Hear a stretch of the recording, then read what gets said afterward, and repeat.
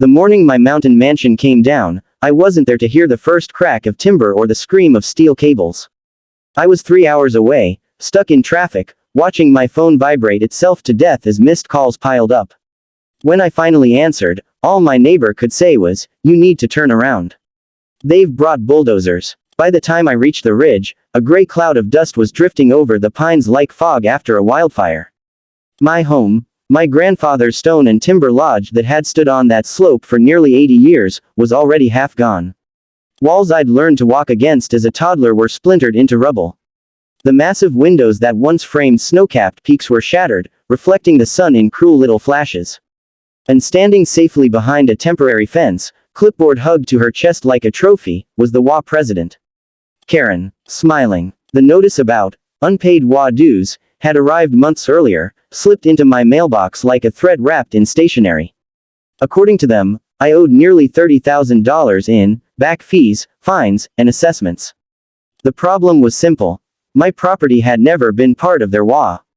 The mountain ridge predated the subdivision below it by decades, and the deed clearly said so.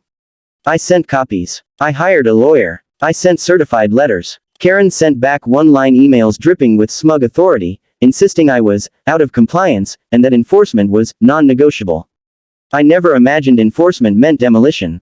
As the excavator's arm swung again, tearing into the great room where my grandfather once taught me to play chess, something inside me went quiet. Not rage, not panic, just a cold, surgical calm. Karen was talking animatedly to a contractor, pointing, nodding, acting like she owned the mountain itself. When she finally noticed me, she tilted her head, pity painted across her face. "You should have paid your dues," she said, loud enough for the workers to hear. This is what happens when people think rules don't apply to them. I wanted to scream. Instead, I pulled out my phone and started recording. That night, I slept in my truck at a turnout overlooking the wreckage. Wind whistled through the broken trees where my home had stood. I replayed the footage over and over. Karen's words, the machinery, the posted HOA notice taped crookedly to a pine. Then I made the call I should have made months earlier. The state didn't respond immediately. Investigations never do. But 2 weeks later, a black SUV climbed the mountain road, followed by another, and another. Men and women stepped out wearing windbreakers with small embroidered seals. State investigators. Karen came storming out of her newly built glass palace below, heels sinking into gravel as she demanded to know why they were trespassing. They didn't answer her. They asked for records. At first, the HOA board acted confident. They brought binders, spreadsheets, carefully labeled folders. Karen hovered nearby, arms crossed, face tight with irritation. But confidence has a way of cracking under quiet questions. The investigators asked about jurisdiction, about annexation procedures, about how the HOA had authority over properties outside the original plat, about where the emergency demolition powers came from. By day 3, the binders were gone. So was the confidence. Neighbors started whispering. Someone leaked that the investigators had discovered forged signatures on HOA expansion documents. That unpaid dues had been manufactured to seize properties. That fines were funneled through shell accounts. Karen stopped smiling. She stopped showing up altogether. A month later, the state issued its preliminary findings. The HOA had been operating illegally for years.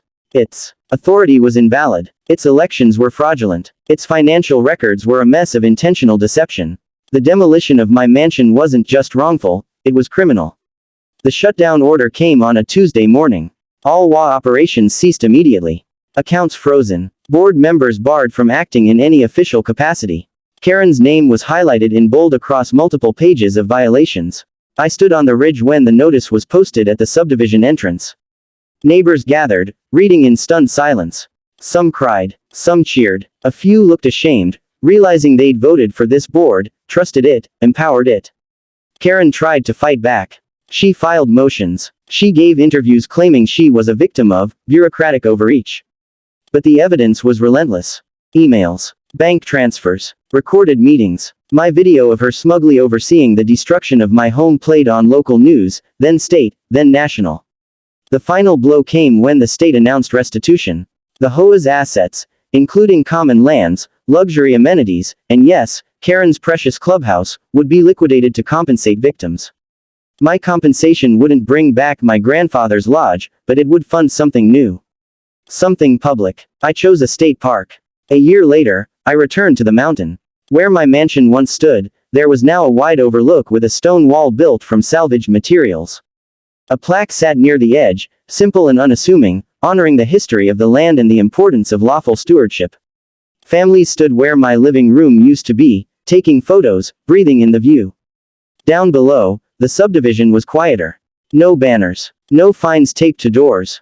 No Karen. As the sun dipped behind the peaks, I realized something important. They thought tearing down my home would erase me. Instead, it exposed them. And when the dust settled, the mountain was still standing, stronger, freer, and finally honest again.